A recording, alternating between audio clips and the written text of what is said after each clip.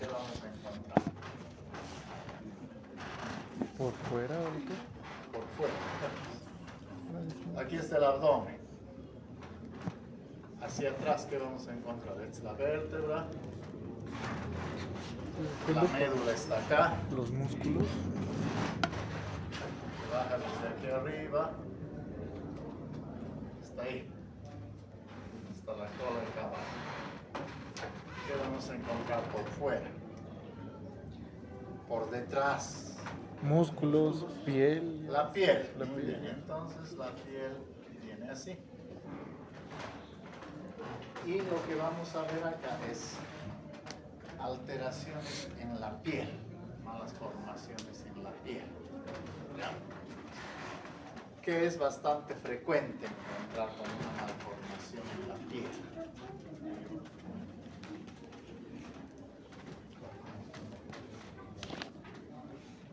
Las manchas que conocen. Todos conocen, están vistos, no es nada raro. Es que la piel está alterada, nos vamos a referir a la piel en sí, la piel, ¿ya? Entonces la piel se altera y puede adquirir un color más oscuro o más delgadita que se ponga la piel. Es una alteración de la piel acá.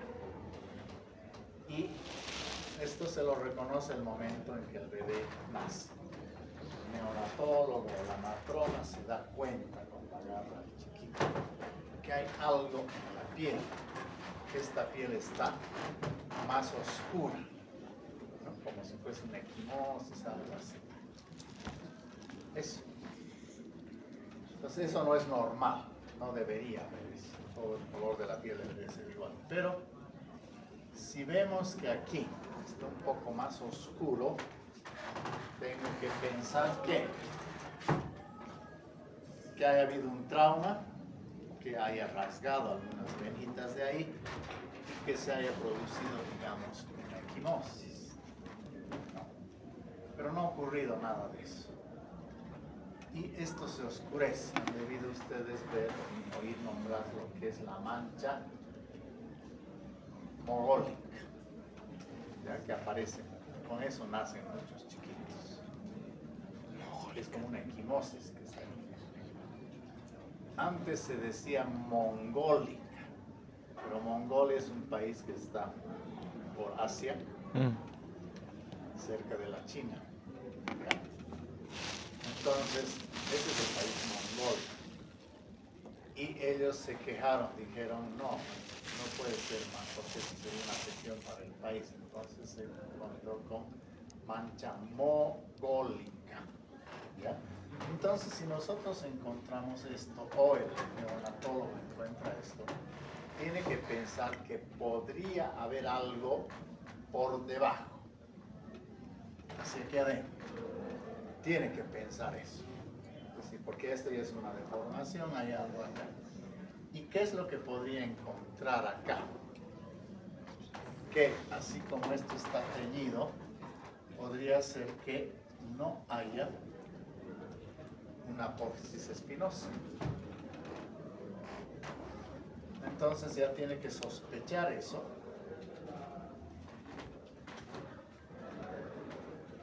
Aquí hay otro cuerpo vertebral y no hay esta apófisis espinosa. Bien, ¿por qué podría no haber una apófisis espinosa ahí? Por alguna falla en la tabla. Si nosotros esto lo dibujamos así, este es el cuerpo vertebral. Aquí viene el disco, aquí viene la médula con sus raíces, que salen así, ¿no? Entonces habría que sospechar que algo puede haber. Y lo más frecuente es que no haya la apófisis espinosa. Entonces, ¿cómo va a quedar? La dura va a quedar abierta. Esto va a llegar aquí y esto va a llegar aquí y esto va a estar abierto. A eso nosotros llamamos espina bífida. Que la apófisis espinosa no ha cerrado, la apófisis espinosa debería cerrarse, se ha quedado así. Y no hay esto. entonces la médula se la ve directamente. La dura, perdón. Ahí está la médula. Eso es lo que se tiene que ver. Entonces, ¿qué puede pasar con esto? Puede que no pase nada, que esa mancha desaparezca o que se quede ahí para toda la vida, pero no produce ninguna afección. Y el chiquito vive sanito, crece, todo eso. Pero se tendría que hacer una radiografía aquí, porque se puede sospechar que hay una deformación que es la ausencia de la apófisis espinosa. Y si hay ausencia de la apófisis espinosa, ¿qué puede haber? Hay el riesgo acá. Aquí la vamos a dibujar a la piel. Dijimos que la piel queda manchadita. ¿Qué riesgo puede haber? No hay que proteja la médula en esa zona por atrás. Bueno, entonces hay una bífida oculta que no ha dado ninguna alteración.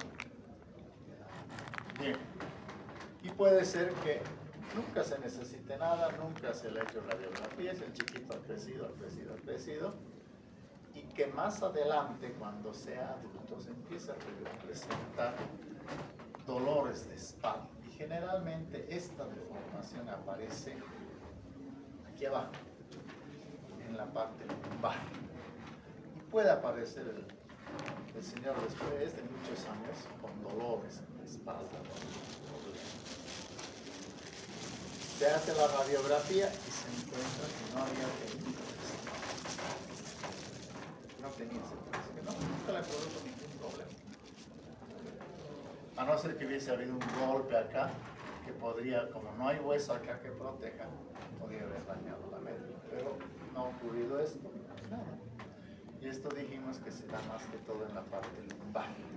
¿No? Ahí está la mancha. Y los niños pueden crecer y nunca aparece nada. Y uno se olvida de eso, no sabe nada. Y cuando se le saca una radiografía, por un trauma, digamos, un accidente, cualquier cosa, hay la lumbar, algo de eso, se descubre que no había tenido eso, que había descubierto. Entonces el hueso quedó hasta acá, abierto. Y nunca tuvo problemas, pero sí tuvo problemas porque se golpeó y ahí vemos esto. Tenemos que decirle al señor, usted había tenido esta deformidad. Y a partir que le decimos que tiene una deformidad, empieza a tener dolores. Antes nunca tuvo, pero le decimos, bueno, es una preocupación ya psicológicamente. Ya. Bien, ningún problema hasta ahí. A no ser, ya les digo que hubiese habido alguna otra cosa. ¿Qué puede pasar si no aparece esta manchita así, negra, oscura, pero en vez de aparecer esa mancha oscura, lo que vemos es que se hace una bolita allá atrás, una ampolla. Y esto puede aparecer ya desde nuestro nacimiento. Y esto, como está así, va a hacer que esta parte de la piel sea más delgada, porque se está dilatando para formarse esto. Entonces, ¿qué puede pasar a esto? ¿Qué le vamos a llamar a esto? Le vamos a llamar un cel, una masa, esta salida. Y la reconocemos fácilmente, es una piel más delgadita, más débil. Vemos ahí. Esto nosotros entonces llamamos un cel. Bien. Dijimos que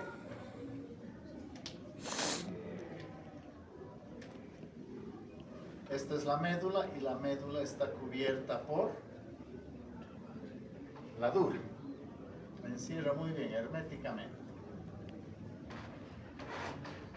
Aquí hay presión y aquí hay la cavidad por donde se produce el líquido cefalorraquídeo y esto baja por aquí, por aquí, por aquí, baja el líquido cefalorraquídeo hasta llegar acá. Todo el tiempo se produce y resbala, ¿sabes? Y aquí se va reabsorbiendo. y desaparece el líquido cefalorraquídeo, pero se sigue produciendo aquí arriba, así que la secreción de líquido cefalorraquídeo es constante, se elimina el que avance. Y aquí hay presión. Entonces, ¿qué podría pasar?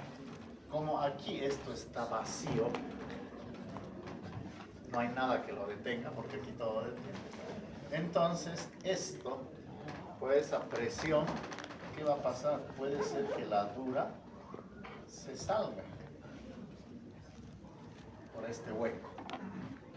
Y si se sale, ¿qué le vamos a llamar? Meningo, que esta es la meninge, cele, un cele de meningo, que como no hay hueso que contenga la presión, empuja esto y tenemos el meningocele. Eso lo distingue el neonatólogo inmediatamente que nace, porque esto ya es anómalo, vemos que la piel está mal, está delgada. Pues no sabemos si le duele o no le duele al chiquito, porque es un bebé. Tal vez la mamá al tocarlo puede despertar algún dolor o no. Entonces eso es lo que se ve. Y si encontramos esto, el neonatólogo tiene que pedir tomografía, radiografía, esto para ver. ¿Qué es lo importante acá que tenemos que ver? ¿Qué contenido hay aquí adentro, en este cele? ¿Qué puede haber? Entonces llamamos meningocele. Un cele de meninge que se tiene así por la piel. El diagnóstico es fácil, pero hay que complementar para ver si no hay una alteración en la parte posterior de la vértebra, para que lo llamemos meningocele. ¿Ya? ¿Qué más puede pasar? ¿Qué otra complicación puede pasar acá mismo? Que no solamente se salga la meninge, que se salga también ya parte de la médula o las raíces que están por ahí. Entonces esto se sale así. ¿Qué le vamos a llamar? Mielo. Se ha salido la mielo. Se ha salido meninge y produce mielo meningocele. ¿Cuál de estos tres será el peor? El mielo meningocele, porque ahí se ha salido. Entonces aquí ya seguramente va a haber clínica. ¿Ya? ¿Y cuál va a ser la clínica? No va a haber problema para caminar ni nada, porque es un bebé que estamos jugando ahí, el chiquito mueve, ningún problema. No podemos saber si hay control de esfínteres o no. Saber, el chiquito se orina y no sabemos nada más, no nos puede decir nada. Entonces esta sería la mayor complicación, mielo meningocele. El diagnóstico clínico es inmediato. ¿Qué tenemos que hacer? Radiografías, tomografías para ver qué es. Y también para ver qué contenido tiene este cele. Ya, para eso necesitamos una resonancia magnética que nos va a decir que no solamente es la dura madre, sino que ya hay contenido de miel. Si la médula se ha metido acá, por supuesto que hay que pensar que ya tiene que haber algún test neurológico, porque no debería estar ahí. Si es alguna raíz que está ahí, tal vez no nos demos cuenta, pero si es la médula, ya la cosa cambia, porque el chiquito bebé no va a poder mover las piernas. Hacemos el diagnóstico. ¿Qué tenemos que hacer en estos casos? Si esto ocurre aquí en la maternidad, todos se dan cuenta, o en la clínica, todo perfecto, ya se sabe qué hacer. Pero puede ser que esto ocurra en el campo o en alguna periferia donde la mamá no ha ido al hospital.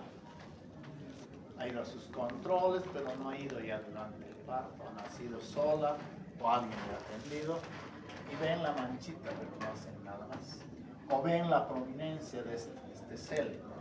¿Qué es lo más lógico que pueden hacer? Empujan, lo meten ahí adentro. Y le ponen aquí una almohadita y le pican una paja para que se entre. Y no sabemos qué hay acá. Pero si aquí hay médula, nosotros la metemos, la empujamos ahí. Puede ser, como es un bebé, no se dan cuenta que déficit no puede provocar alteraciones. puede ir creciendo, creciendo, ya tiene la piel así, ancha, control de esfínteres. Eso es lo que generalmente hace. ¿Ve? Si es que no van al médico. Yo creo que esos deben ser los casos menos frecuentes, tal vez en el campo donde no han podido ir al hospital. Pero eso es lo lógico que se tiende a hacer. Se ha salido de la bucarila. Pero eso no es bueno porque pues, es una piel mala. Se puede romper esta piel, se puede perforar esta piel. Y por supuesto, dependiendo de lo que sea, casi es sele, puede infectarse y nos produce una infección o de masa fría. Bien, entonces, si se hace el diagnóstico, ya sabemos que no hay hueso, que todo esto, tenemos resonancia, hacemos el tratamiento. Y el tratamiento es netamente quirúrgico. Si hay una lesión solamente de la piel, la mancha de la piel, igual necesitamos resonancia todo para ver si no hay lesión ahí adentro. Si no hay nada, nos quedamos así, que cuide un poquito la piel y hacer un seguimiento. Pero si hay la espina bífida, a la larga la espina bífida va a producir dolores, alteración en el control de esfínteres e infecciones repetidas urinarias, mayormente en las mujeres. Y eso ya se dan cuenta también. Ya, perfecto. Muy bien, y si no, tendríamos que hacer ya el tratamiento quirúrgico. ¿En qué consistiría el tratamiento quirúrgico? Tenemos que abrir esta piel que está mala, está adelgazada, ver si adentro, ya sabemos por la resonancia si es dura, qué cosas más hay adentro. Si no vemos nada acá, dentro solamente la meninge que se ha herniado, la metemos la meninge que se ha herniado. O en su defecto, también tal vez podríamos correr el riesgo de cortar, porque esta meninge es dilatada y es anómala. Entonces podemos abrir, cerrar bien la dura. Generalmente no es una sutura directa de estas dos partes, sino tenemos que hacer una doble capa. Metemos una capa en la meninge aquí, otra capa de aquí para que sea como un sándwich y suturamos en los dos para reforzar eso. Ahí. Y puede desaparecer, pero corremos el riesgo si tenemos hecho un buen estudio de que adentro haya raíces nerviosas. Si no tenemos cuidado, nosotros al abrir esto podemos cortar una raíz y lo que hace. Pero podemos reducir esto, hacer una doble picatura, así se llama. Suturar bien, suturar la piel, sacar esa piel que es mala, que está medio salida, suturar bien y hacer un control. La mayor parte de los casos, con esto suele ir bien y todo pasa, pero la chiquita siempre va a tener tendencia a las infecciones urinarias por la patología primaria, por este problema, ¿no? Hay que hacer un seguimiento. Bien, eso sería en la meningo o en la meningo. Bien, que es una patología relativamente no muy frecuente, pero existe. Eso es una malformación y tendríamos que ver que hay esto. No se repara aquí el hueso, no colocamos un hueso artificial. Recuerden que son bebés o chiquitos, que el huesito va a ser. Y para colocar un hueso artificial tendríamos que suturar y hacer para que no se desplace. Probablemente nuevos tratamientos vean de colocar células madre ahí para que tal vez el hueso. Y como son bebés, podría ser más fácil con células madre óseas, eso empieza a cerrarse. Sería mucho más beneficioso.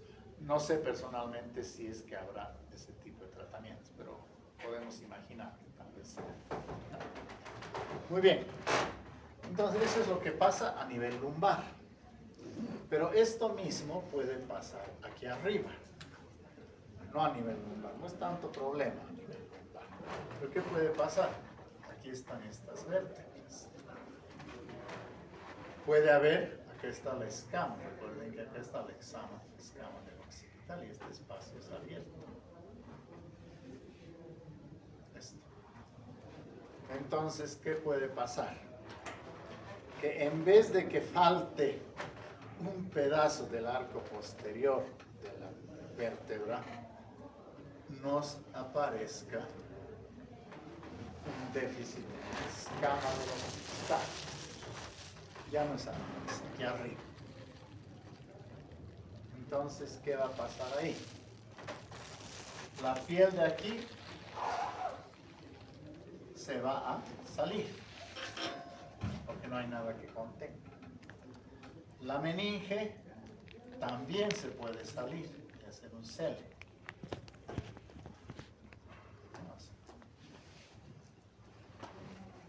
Pero acá, ¿cuál es el riesgo? De que haya un meningocele, meninge. Pero acá el riesgo es que el cerebelo se salga y me produzca esto, que es mucho más complicado. Aquí está el cerebro allá afuera. O el cerebelo. Entonces esto es más complicado y el niño va a estar con una pelota acá. Lo mismo, meningocele o encefalocele ahí, porque ya se sabe esto. Y esta es una deformidad mucho más grande. Ya las conexiones, todo lo que ya sabemos, todo esto va a estar distorsionado. El chiquito ya no va a ser casi normal, ¿no? Todo está dañado. Va a tener un retardo en el crecimiento, ¿no? Va a tener una disminución del desarrollo cognitivo, inclusive del desarrollo físico, van a ser chiquitos más pequeños. Pueden ser con alteración visual o auditiva. Ya son chiquitos minusválidos, y eso ya es más problemático. Aquí, que igual, tenemos que hacer resonancia y todo para saber cuánto está dañado acá. Y como esto ya es una malformación más grande, que en muchos de los casos es compatible con la vida, ya los niños no pueden crecer mucho, hay que ver de hacer otros exámenes. Porque aquí hemos encontrado una falla en la fabricación, y aquí también. Entonces tendríamos que suponer que podría haber otras fallas más. Es lo más corriente cuando aparece que son fallas renales, agenesia del riñón. ¿No? Que sería posible. Aquí habrá tratamiento médico, ¿habrá? Para nada. Igual que aquí. Si encontrásemos una pastilla que hace que esto haga que el hueso crezca y todo se solucione, perfecto. Pero como no hay todavía, acá el tratamiento médico no va. Podemos prevenir, ¿no? Que la piel, cuidar la piel, todas esas cosas. Cuidar para que no se infecte, no se rasgue la piel, todo eso. En cambio acá, el tratamiento podrá ser quirúrgico ahí. Y han debido ustedes ver fotos, una cosa cargando, ya está el cerebelo, todo salido. El daño ya es muy grande en estos niños, en estos bebés. Que yo corte esto, puedo cortar la piel y puedo empujar todo esto ahí adentro. Imagínense, podría provocar más daño porque podría apretar al tallo. El tallo se ha acostumbrado a tener esta pelota ahí atrás, se ha adaptado. Pero que yo le empuje esto, lo comprimo al tallo y todo se acaba. Entonces el tratamiento va a ser un poco más problemático, quirúrgico.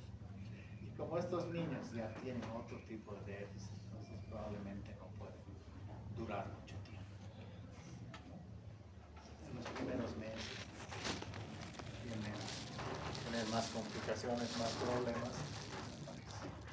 Entonces esto sería una falla en qué? En la parte de la piel y en este hueso que no terminó de crecer acá o aquí, y eso hace que se salgan las cosas. ¿Ya? Muy bien. Que vendrían a ser los meningocele o los mielomeningocele. Si seguimos con lo mismo, que esto. Pero acá todo está normal. Aquí está el hueso que viene hasta aquí, no hay ningún problema, todo normal. Pero, ¿qué puede ocurrir? Que no haya la primera vértebra, o sea, la parte posterior de la primera vértebra. Entonces, se hace una calidad de vértebra más grande. O que parte de este hueso sea también un poco más abierto. El arco posterior de la mano. Pero todo está acá normal. Y el cerebelo viene hasta aquí y todo. No hay ningún problema. No tiene clínica, no tiene molestias, o a veces puede tener dolor de cabeza o alguna cosa, pero no hay nada. Pero el peso del cerebelo puede empujar hacia abajo porque no hay nada que tenga acá. Hay el hueso. Entonces esto empuja y puede ir presionando y me puede apretar al cerebelo. O al cerebro, no, perdón, al tallo o al cerebro. Puede empezar a herniarse, digamos. Y puede ser que el señor no tenga nada, es una vida normal, tranquila, sin ningún problema, si es deportista, trabaja todo, y empieza a tener dolores de cabeza o dolores de cuello, o inclusive a veces se le puede adormecer la mano. En el tiempo.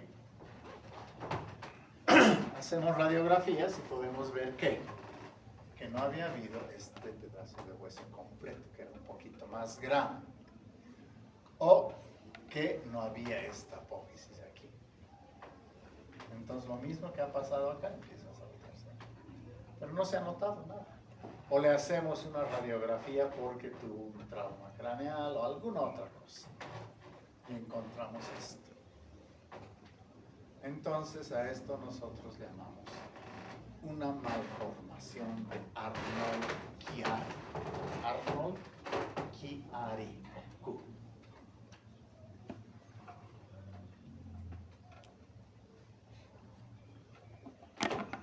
Que sea lo mismo por falla de fábrica. ¿Por qué no habrá crecido el hueso?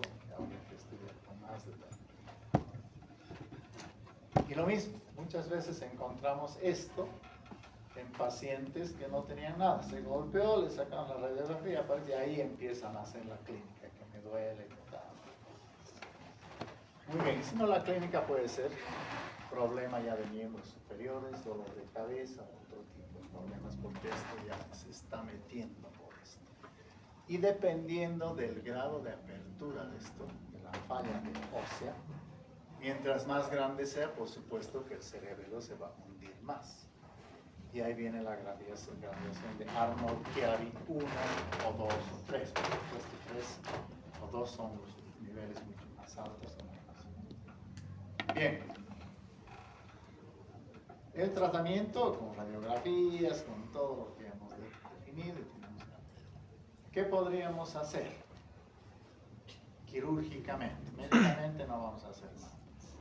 Si vemos que está comprimiendo mucho, o que ese cerebro se está herniando mucho, una de las cosas es ampliar, comernos más ese hueso para que ese cerebelo no al entrarse hacia abajo no comprima más. Entonces le estamos ampliando, le damos más respiración a eso para que quede más libre. ¿No? Eso es lo que vamos a hacer. O en su defecto, podemos fijar aquí el cráneo a las primeras vértebras. Aquí fijamos con unos tornillos y aquí también con otros tornillos. Entonces aquí vamos a crear una cosa más firme para que evitemos que la rotación, los malos movimientos me produzcan más compresión. Dependiendo del caso. Ya les dije, en casos tenemos que podemos abrir más este hueso y bueno, tiene donde encajar más sin mayor problema. ¿Vale? Bueno, su defecto es otro que puede ser más extremo, pero según el caso podemos plantear esto. Para que el cuello, digamos, quede un poco más inmovilizado. Así no tiene estos movimientos que pueden causar mayor problema. Bien. ¿Qué otra cosa nos podría causar problemas? Sabemos que acá está esta cavidad donde se produce el líquido cefalorraquídeo y dijimos que esto baja por acá. Se produce y sale por dentro de la altura madre, llega hasta aquí y desaparece. Se produce y desaparece, se produce. Muy bien. Pero ¿qué puede pasar? Que por alguna razón puede haber un bloqueo en esta conducta que hay por aquí. Alguna cosa. ¿Cuál puede ser esa cosa que ocurra ahí? Que aparezca un tumor por esta zona. Entonces ese tumor me va a comprimir el agujero del desagüe.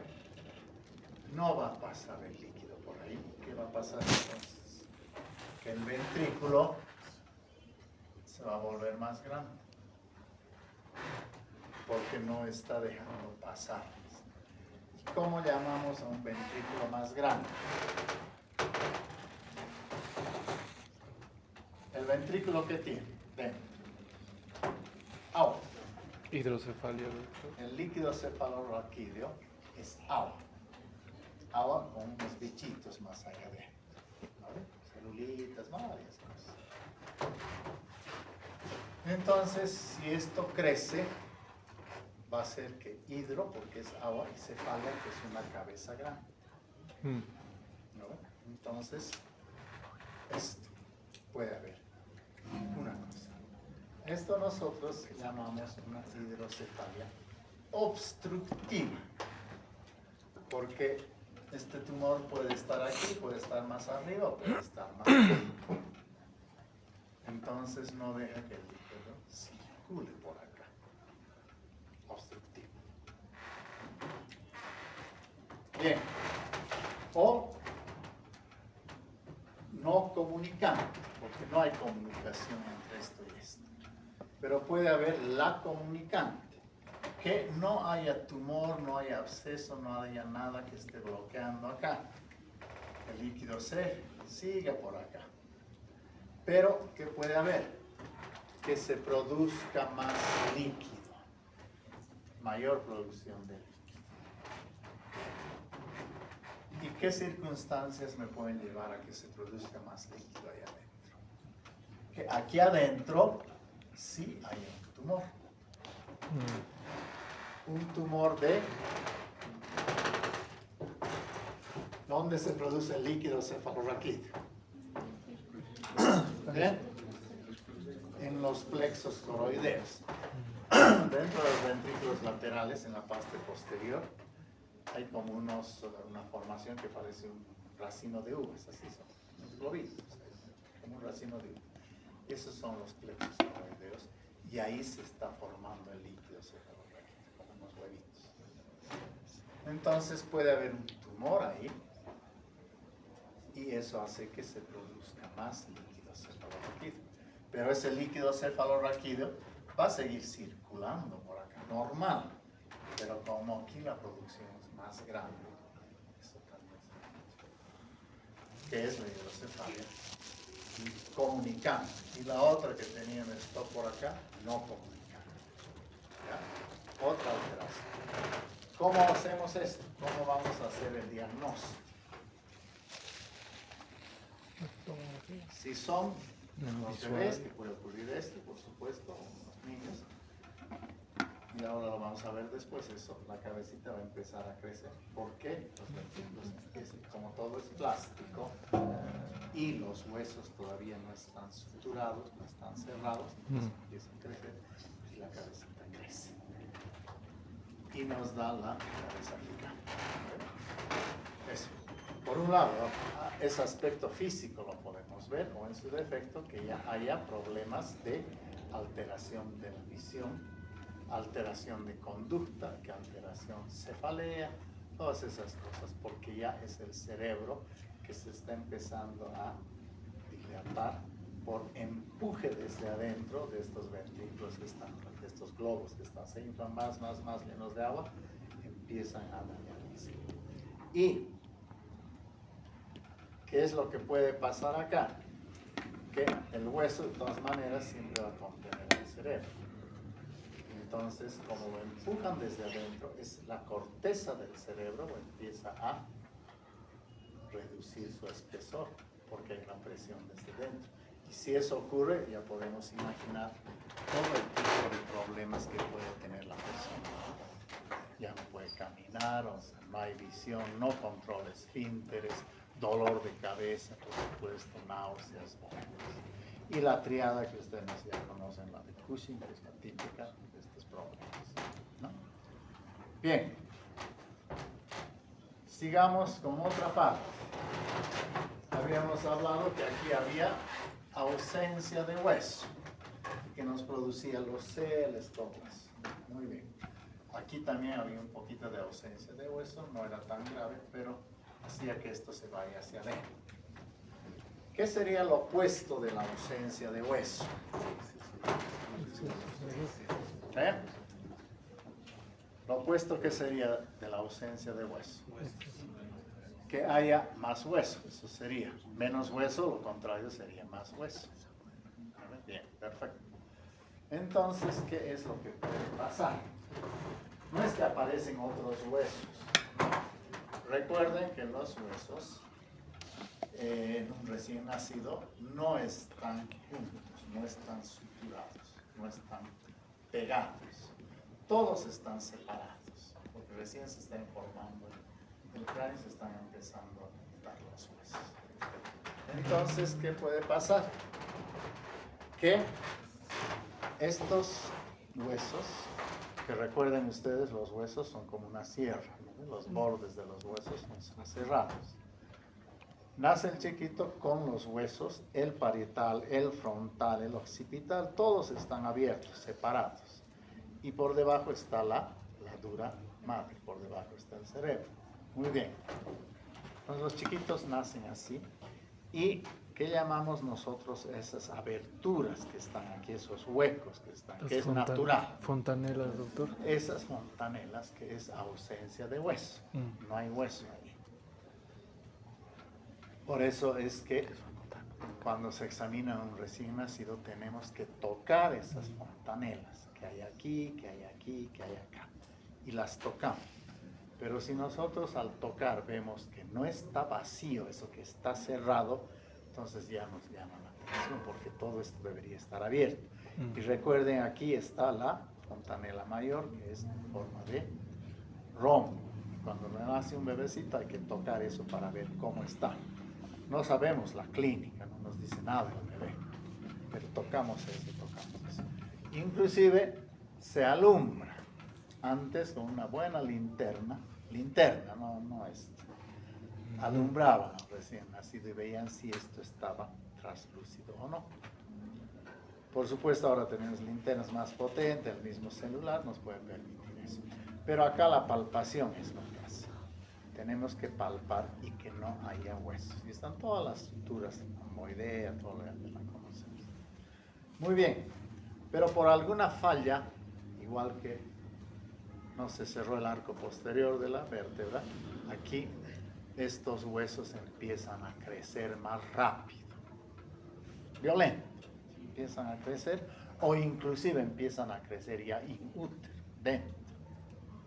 Entonces el chiquito nace con los dos parietales que se han unido. Ya no está así, ya está así. Entonces, ¿qué va a pasar ahí? Me va a comprimir al cerebro. Y dependiendo cuál sea la sutura que se ha cerrado antes, si se ha cerrado antes, entonces esta cabeza se va a deformar. Como esto se ha cerrado acá, aquí está blando todavía, crece esto hacia adelante y esto hacia atrás y me da la cabeza de huevo, o los chiquitos cabezones que tienen una frente así grandota, ¿lo ven? nos da las distintas deformaciones, la dolicocefalia, todo lo que es. Si son estas otras las que se han cerrado, estas de aquí, no esta de aquí, sino estas, entonces la cabecita va a empezar a crecer así, como un hongo, ¿no? Ya nos crea deformaciones. El chiquito ya puede nacer así si es que esto se ha dado dentro del útero, ¿no? Entonces, eso es lo que pasa. Y al contrario, en vez de que se deforme esto, porque esta se ha cerrado y esto crece así, o esta se ha cerrado y crece así, entonces puede ocurrir lo contrario, que se cierren todas. Esta. Entonces, ¿qué va a pasar ahí? El cráneo se va a volver chiquito. No va a tener dónde expandirse, porque si se cierra esto crece aquí, que está libre. Se cierra esto, crece así. Pero si todas se cierran, el cráneo es chiquitito. Y el niño va a nacer con microcefalia. ¿No? Un cerebro chiquito porque no puede expandirse. Porque el cerebro empieza a crecer, y el hueso también empieza a cerrarse. Entonces, en estos niños, al nacer ya podemos darnos cuenta de eso. O en su defecto, al crecer. Por eso que los neonatólogos miden todo esto, ven todo, tocan las fontanelas y todos sabemos. Tocamos esta fontanelita para ver si sigue hablando. Si sigue hablando, se va a ir cerrando y el chiquito va a ser normal, sin ningún problema. Pero si ya vemos que esto está duro, ya nos llama la atención y hay que tomar unas cosas. Y los chiquitos pueden crecer normales, porque hay muchos niños que tienen su cabeza así, grandota o así, sin que haya ningún problema. Ha habido una cierta deformación, nada más. Pero si la cabecita es chiquita, ya los chicos tienen problemas en el habla, en crecer, en escuchar, ya no pueden sentarse, ya hay disminución, que es bastante notorio en el tiempo. Porque puede haber nacido el niño con todo normal, todo abierto, pero de pronto empieza a cerrarse rápido, ¿no? Y eso ya trae otro tipo de problemas. Bien, ¿qué tendríamos que hacer acá? ¿Cómo podemos solucionar estos problemas? A todo lo que hemos hablado de estas deformaciones de la osificación, ¿qué les llamamos? Cráneo sinostosis, ¿no? Alteraciones en el cierre de las suturas del cráneo. Según la que se cierre, nos va a dar una deformidad especial. Entonces, ¿cómo podemos tratar la cráneo sinostosis? Quirúrgicamente. Medicamentos,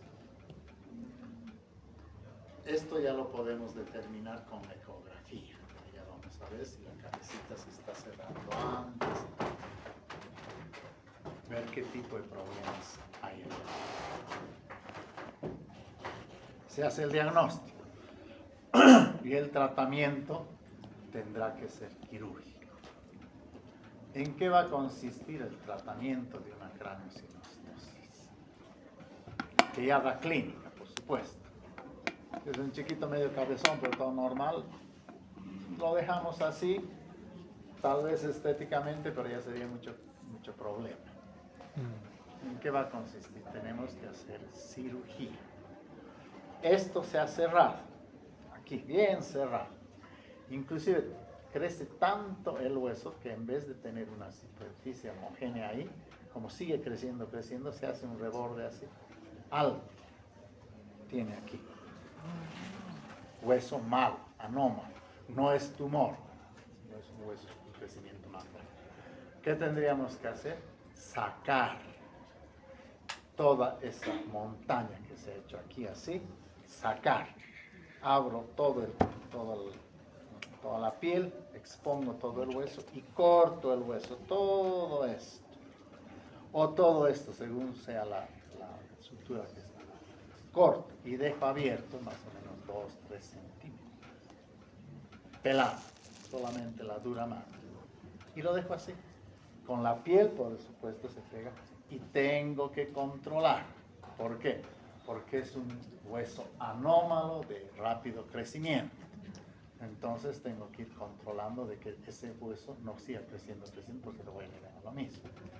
A veces se coloca un nylon en ese borde del hueso que le he sacado y cortado de un lado o del otro lado, y acá pongo como un forrito de plástico, así, para evitar que ese hueso siga creciendo. Porque el hueso con hueso están separados, pero se comunican. Este le manda señal a este para que vaya creciendo, segundo. Entonces, para evitar esa señal, yo revisto los dos bordes de los huesitos para que no haya eso y controlar cómo está lleno, según la estructura que esté alterada. ¿No ve? Puede haber situaciones en las que tenga que sacar todo, vacío, todo este hueso, lo saco, todito esto, saco todo esto, todo el casco, y queda el cerebro pelado, cubierto por la dura madre y después por la piel. Por supuesto que esos niños hay que controlar mucho porque no hay nada que los proteja. Y sigo viendo que están formando, y ese hueso va a seguir creciendo, y ya le voy dando forma y una serie de cosas, y es estético todo eso, haciendo que llegue a crecer. ¿No? Y esa es una de las formas. Por supuesto que eso es muy extremo, tener que sacar todo esto, ¿no? Pero según las situaciones es el tipo de tratamiento que podemos hacer. ¿Ya? Eso llamamos que es otro tipo de alteración ya en la formación, en la fábrica, por hueso alterado. Habíamos hablado acá de la hidrocefalia, que una era comunicante y la otra no comunicante, o la obstructiva. Si es obstructiva, dijimos que aquí había un tumor o aquí había un tumor, o un absceso o alguna cosa, entonces el tratamiento va a tener que ser sacar eso que está obstruyendo esto. Y si no hay nada que obstruya y hay exceso de agua acá, ¿qué es lo que podría hacer?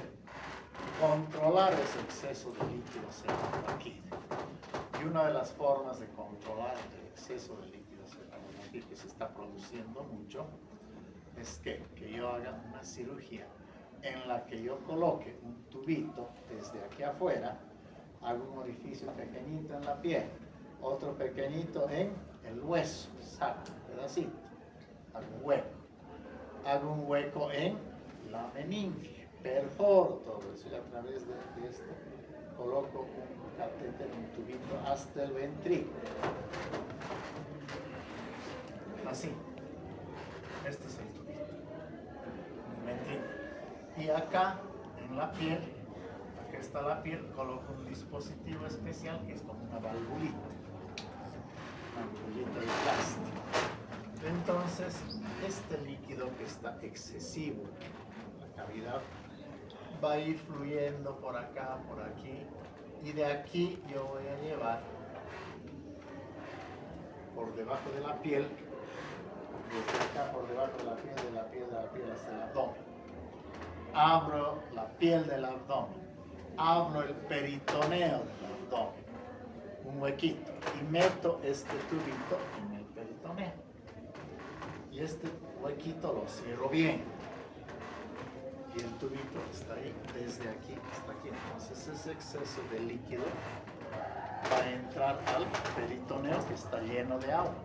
Agua de aquí, más agua de aquí, no hay ningún problema. Drena, drena, drena. Y la hidrocefalia se corrige.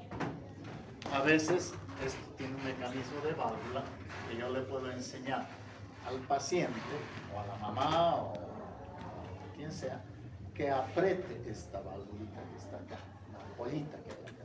La aprieto, al apretar presiono, se infla de nuevo y me aspira este líquido. Y eso sale por acá.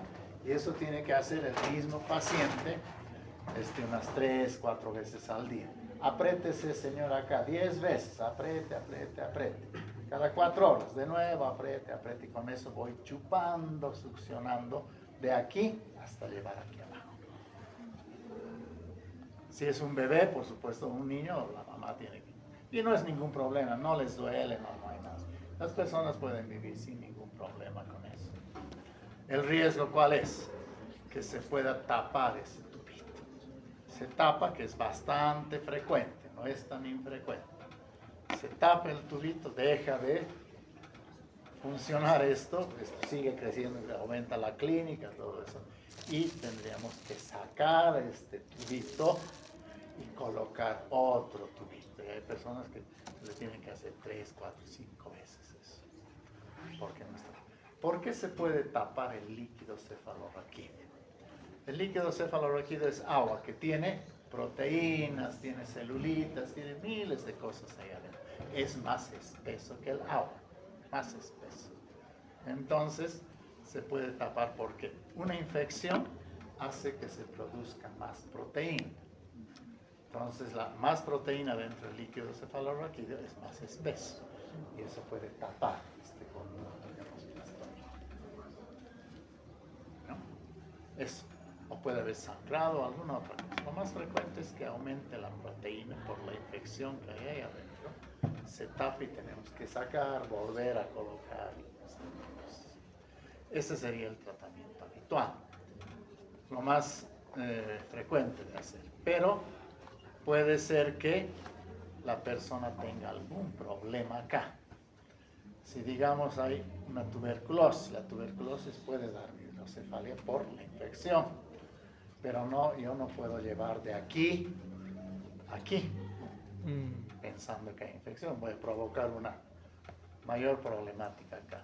Entonces, en algunos casos, dependiendo del tipo, si no puedo llegar acá, puedo hacer una conexión de aquí a la cisterna magna.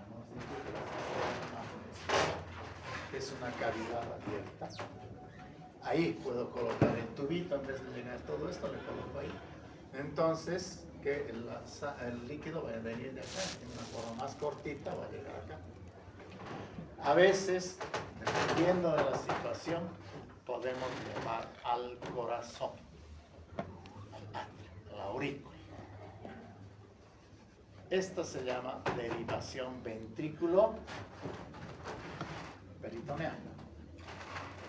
La otra es ventrículo cisternal, de aquí ya directamente. Y la otra es ventrículo atrial. Inclusive, ya hay otra forma más de llevar a la pleura. No pinchar el pulmón, por supuesto, sino la pleura, que es agua, ¿no? Entonces, a cualquier cavidad que tenga agua, sale el agua de ahí y llega aquí o llega acá. Dependiendo del caso. Bien. ¿Hay alguna duda o pregunta, jóvenes? De estas malformaciones que vienen por falla en la papel.